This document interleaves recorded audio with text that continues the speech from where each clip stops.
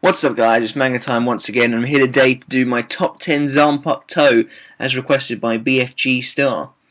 So as always, leave your own lists in the comments below. It'd be really interesting to see where we differ, probably in most aspects. Although I like to think I like some of the more popular Zanpakuto, like especially further up the list. But I think I might have some on here that are possibly a little out there, but maybe not. But yeah, let's get on with it. Number 10 is Miuri Kurotsuchi's Ashisogi Jizo. And this is and my list is not really including fillers or anything like that. So yeah, Ashisogi Jizo. It's really cool, and the Shikai is really inventive. Obviously, you've got the baby head and the 3 prongs coming off it, and that is really OP in itself because it can paralyze you just with one hit. I think that's his Shikai's only ability as far as I can remember, because Miuri has not used his Shikai since the Soul Society arc. I don't think. I'd really love to see him use it again. Obviously, then you've got his Bankai Konjiki Ashisogi Jizo, which is just while it's not my favourite Bankai at all, it's one of the more unique and frankly awesome looking Bankais in the series. Back when Kubo kind of used to make Bankai into well, not all Bankais were like this, but like Renji, Komamura, Miuri, they all had big monsters like as their Bankai, and the Kubo doesn't really do that as much anymore. But I thought that was awesome. And Ashisogi Jizo is probably the most unique out of all of them. The giant baby with the ring of bells around its head and the knives and the gas. Just a really powerful Bankai overall. And then obviously you've got the fact that if it's turned against him, it will probably detonate, because Miuri's obviously modified it to do that. And yeah, that's interesting to me, because obviously I suppose if Miuri's Bankai is stolen from him, it would just blow up, I guess. So yeah, that would be interesting. So that's kind of why Miuri's Ashisogi Jizo is number 10 on my list, mainly because of its uniqueness and the clear effort that went into its design, frankly. And I'd love to see it Shikai again. Number 9 on my list is Kisuke Urahara's Benihime. We haven't really seen enough of Benihime for it to be higher on my list, but there's already a lot I like about it. I'm not a massive fan of its actual Shikai design. I mean, it doesn't change a lot. It's kind of cool the way it comes into a blade that's just sliced in half, essentially, pretty much. And its little handle's quite cool. It's kind of fancy, but that's not really the reason I picked it. The reason I picked it is because it's kind of a blood Zanpakuto, which is just awesome. We haven't really had much confirmation of that, but fans like to pick up on that because his shield attack is translated to blood mist shield and stuff like that. And obviously he has the rather cryptic "my Bankai is not suitable for training purposes," so a lot of people think that has something to do with blood as well. Obviously the red attacks, and I love the fact that his attacks sound like fireworks. I mean, that is awesome. Just he has a really cool Zanpakuto. We saw a few of its Shikai abilities when he fought Aizen, but nothing majorly spectacular. I just can't wait to see his Bankai. One of my most look forward to Bankais is Urahara's, because I think Benihime's got a lot to show. I mean, I think it's Kido. It's obviously Kido based. The majority of the Zanpakuto I like are Kido based because they're infinitely more interesting, I find. So yeah, I'm really looking forward to seeing Urahara's Benihime in action. Number 8 for me is Shinzo. Gin Ichimaru, Shinzo. This is quite a difficult one for me because, like I just said, Kido Zanpakuto are infinitely more interesting, and Gin's Shinzo is technically, I would say, not a Kido Zanpakuto. At its most, it's a poison Zanpakuto, but really it's melee, I'd say. Gin Shinzo disappointed me later on. I mean, it's really cool the way he can just like fire it out, and it's really fast and really powerful. But that wasn't like used dangerously enough. Like he could be sniping people left, right, and centre with that, like he does with Hiyori, but he never really does it. And then it's kind of my fault because I massively hyped up his Bankai. I thought to myself, because Gin's always one of my favourite characters, and I was like, his Bankai's just gonna be amazing. And obviously the chapter he said Bankai, I was like literally the entire week theorising what it could be, and I never once just stopped to think it would just be a longer version of his Shikai. So yeah, I was infinitely disappointed on the next chapter. It got a little better for me when he started doing the whole, it's super fast and super quick at contracting, and it's also got a poison thing in it. That was cool. But Kamishini no Yari is never going to win my top favourite Bankai lists. But, you know, overall it's a very cool Zanpakuto. It's just like Gin is, it's quick and it's deadly, and it comes out of nowhere. So yeah, I do like Shinzo a lot. I mean, it comes 8th in my list. I do like it a lot. So 7th on my list is Seijin Komamura's Tengen, or Tengen I think it is, in Shikai anyway. His Shikai is nothing special really, it's just like the arm of a giant that comes down when he swings it.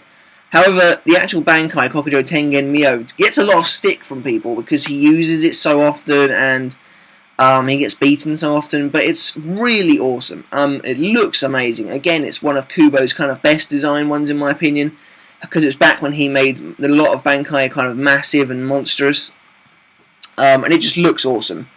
And on top of that, it has immense destructive capabilities. You know, it wrecked a Vizard level Tosen's arm in a single swat.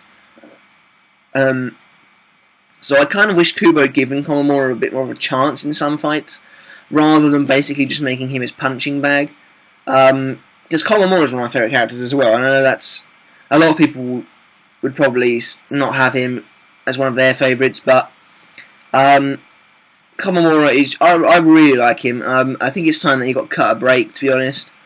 Yeah, and I just think Kokujo Tengen Myo is awesome. It's really cool, and there's obviously the whole thing that out of everyone, I mean, Kubo did kind of give him a break because at first he kind of like he screwed him over a bit, and because he never gives Komamura any new abilities. Like Toshiro pulls new abilities out of his arse every single chapter he's in. Komamura never gets given any. And so when it's like, oh my god, it's time to develop Komamura's Bankai, I'll give it another weakness. You know, if you get hit, if your Bankai gets hit, so do you. It's just like crying out loud, Kubo. But he kind of offset that by making it so that Komamura is the only one whose Bankai will not be permanently destroyed. That's really awesome. That's really awesome. But obviously Komamura is learning a new ability at the moment. So yeah, that's why Tengen is where it is on my list. 6 is the almighty Ryujin Jaka of Shigakuni Genryusai Yamamoto. Ryujin Jaka is awesome, and I had a really hard time placing it actually, because I think it's so cool. It's just, you know, a destructive fire sword of almighty strength. But I kind of put it here. I don't know really why. I kind of think, I don't know. I don't think it's got much personality. Can you really say that about a sword? Yeah. I don't know. I just think it's just literally destructive. Looks awesome. Every time you see it, it looks amazing. Zanka no Tachi is fantastic. Probably my favourite Bankai. At the moment, anyway. But, yeah, I don't know. It's kind of... Yeah, personality. I don't know. I think it's kind of lacking in that department. You know, it's not very... I don't know. I don't really know what the word I'm looking for is, but I hope you guys kind of get what I mean. It's a bit... like, it's all business, you know, probably because of Yama. It's probably because of Yama. You know, it's all. I don't know where I'm going with this, but just you know, there are Bankai that I think are probably used more awesomely. I don't know. Ryujin Jaka's halfway through my list. It just is. You know, his abilities are awesome. Enetsuji Goku is awesome. And I love the hell motif he has going on, like he's Guardian of Hell, and he raises the dead in his Bankai. I mean, that is cool. So yeah, Ryujin Jaka is awesome. 5 on my list is Byakuya Kuchi's Senbon Zakura. This is pretty cliche. Everyone has this in their list pretty much. But there is a reason for that, and that is the fact that it is cool. It is another one of Kubo's more inventive Zanpakutos. You know, pet cherry blossoms that are actually shards of blade. I mean, that is cool. That is really cool. And its Bankai gets even more awesome. Just the fact that it has stages, you know, Senkei, Gokei, and Shunkei Hakuteiken. Really awesome. And I love the more depth we got during the Tsukushima battle about how it has a weakness. Just awesome stuff, yeah. And obviously Byakuya doesn't have it at the moment, but he'll probably get it back at some point. So yeah, Senbon Zakura is just, you know, everyone loves it. I really wish he used Shunkei again. I think if he gets his Bankai back and he has to fight Asnot, which, if you know me, I'm not really looking forward to that, because I don't want that to happen, even though it's pretty much guaranteed. He'll use Shukkei Hakateken. I think that's almost guaranteed. He'll use Shukkei Hakateken against Asnot. But yeah, it's just really great looking Zanpakuto, and it's just really awesome, you know, and it's pretty iconic because of Ichigo's major fight with him. So yeah, great Zanpakuto.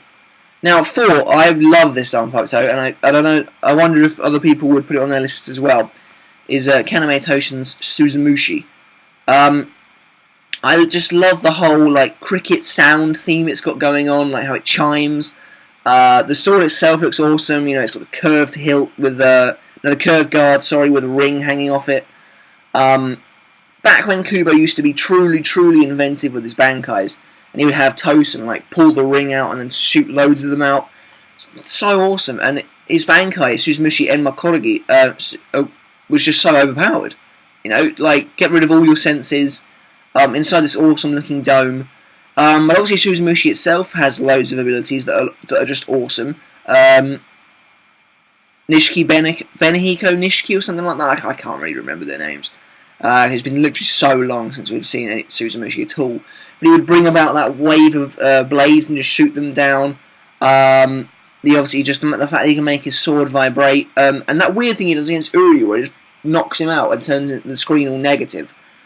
It's a really cool Zanpakuto, one of the only real like kind of sound-based Zanpakutos we have in the entire series, which is obviously symbolic because Tosin's blind, so obviously his hearing is kind of slightly better. Yeah, awesome Zanpakuto. I love Suzumushi. So top 3 now. My number 3 is Shuhei Hisagi's Kazushini. Obviously, we kind of learnt about Kazushini kind of when we learnt about Hisagi, because he was a bit of a nothing character really before that. Obviously, his great reveal when he cuts out Findor Carius' water cage, and it just looks awesome, you know. And I know I'm not taking fillers into account here, but it's not helped by the fact that his Zanpakuto spirit looks great as well. And then obviously there's the unpredictability of it all. He can just swing it anywhere and it will hit something pretty much. One of Kubo's best designs for a Zanpakuto in a long time. And I literally cannot wait to see his Bankai. That's great news. Yeah, cannot wait to see it. I'm really excited for Kazushini's Bankai. There's not a lot to say on Kazushini really, because I'm going purely off design alone, but it is that cool. It helps that Hisagi is really awesome as well. He has some of the best lines in the series when he reveals his Zanpakuto and he like hangs it down in front of his face. It's like a scythe, basically. I mean, it's so cool. And its command is Reap. I mean, it doesn't get much cooler than that. So yeah, Kazushini goes there. I had a really difficult time picking my 1 and 2. Well, I didn't. I knew what they were going to be, but I had a hard time choosing between them. But I came to a decision. And my second one is Aizen Sosuke's Kyoko Suigetsu. I just love this Zanpakuto for the sheer amount of trolling it can do. The OP-ness of it all is just ridiculous. See it get released once and you're under its spell forever. He can literally make you see what he wants. You know, turn a fly into a dragon or a swamp into a flower garden. So cool. Obviously has one of the best reveals in the entire series. And just the fact that it makes Toshiro stab Momo is enough for me. I think that's great. I don't like either of those characters. Brilliant. And Aizen's my favourite character, so that's just brilliant. And the stuff he pulls off with it is so great. Like, obviously his initial plan and everything is fantastic. It's just so OP. So OP. But it's so cool at the same time. Like, just the way Aizen uses it is awesome. When did you think I wasn't using Kyoko Suigetsu? I'm like, whoa! That is brilliant. That is so good. So yeah, there's not really any words needed. Kyoko Suigetsu, it's just there, man. It's second place. It's so good. But number 1 for me, Shunsui Kyoraku's Katen Kyokotsu. Wow. I mean, it always looked cool. Even in the Soul Society up before we knew what it can do, it looked cool. 2 black scimitars, I mean, with massive red tassels. Awesome. So cool, man. It looks brilliant. One of Kubo's best designs again with a sword. And a lot of people, we always thought it was going to be wind-based. Well, the sun's coming through. We always thought it was going to be wind-based because of Shunsui himself, you know, his petal motif. The way the Wind God is mentioned in Katen Kyokotsu's release command, which is awesome in itself. But then you get its real ability, and it is massively OP.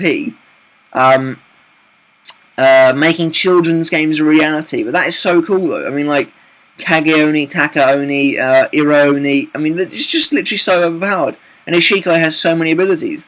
But it's really cool. Passing through shadows is just awesome. I mean, it is kind of a shadow Zanpakuto, which is just wickedly cool. Wickedly cool. And it adds a layer of kind of devilishness to Shinsui.